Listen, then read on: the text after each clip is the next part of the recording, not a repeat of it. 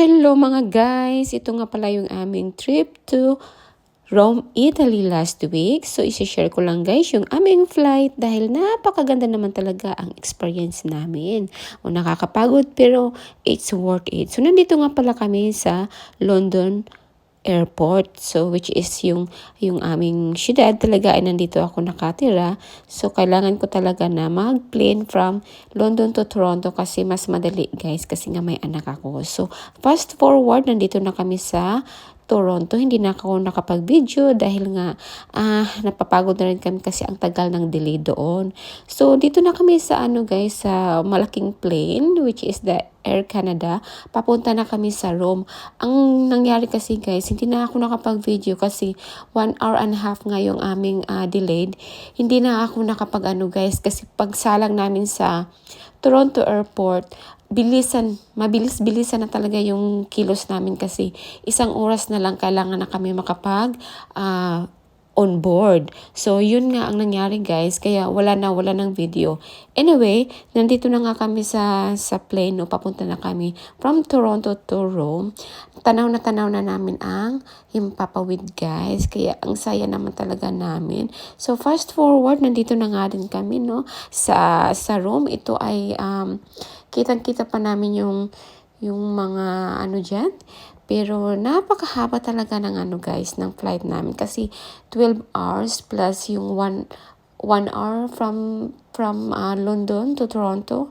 At delayed pa yung aming paghihintay. But it's okay, no complaint guys. So anyway, nandito na kami sa room. Parang feel ko na talaga na, finally, nandito na kami sa room. So yan ay madaling araw yan. Binuksan lang ng aking anak yung window para makita namin. So, madaling araw na yan guys. Kasi yung aming arrival sa room ay 10 o'clock in the morning.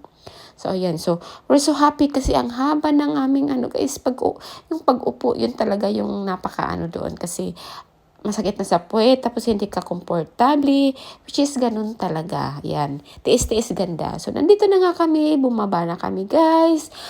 Papunta na kami sa airport at kukunin na namin yung aming bagahe. So, of course, naghihintay muna ako kasi ang dami ng mga passengers. So, hinintay lang namin na yung iba kasi medyo nasa din kami guys, nasa gitna. So, yung anak ko ay happy naman. Buti pa siya kasi nakatulog talaga. Anyway guys, nandito na kami sa train from Fiumicino Airport sa Rome. Nag-train na kami kasi it's very accessible naman. Merong bus, merong train, or gusto mo rin mag-taxi, but pinili ko yung mag-train para naman maranasan din namin kasi hindi na kami nagmamadali papunta sa aming hotel. So, nandito kami guys sa train. Pinagbibidyohan ko yung paligid kasi maganda talaga ang kanilang mga building dito guys. Kaya yun talaga yung pinupuntahan. Yung mga ancient building dito. Kung paano nila ginawa noong before BC. Before Christ. So yun, ang ganda-ganda lang talaga. So nandito na kami sa train airport. Sa station pala, train station. At pababa na rin kami nito guys. So from Roma Termini, ito yung Roma Termini station. Nag-taxi na kami papunta sa aming hotel. Kasi hindi ko na alam kung paano papunta doon. So nag-taxi kami from the station. At dito na nga namin guys, nakita yung buong city ng Rome. Ang gaganda ng kanilang mga building.